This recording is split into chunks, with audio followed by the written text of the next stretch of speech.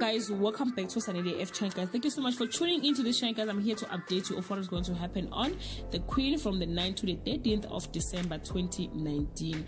Gia is concerned about Kagiso being missing, and Tsepo worries that he crossed the line with Gracious.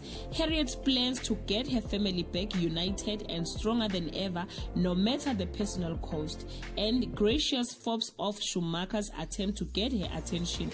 Zodwa continues lying to the cause of family about her death, and Schumacher walks straight into another problem.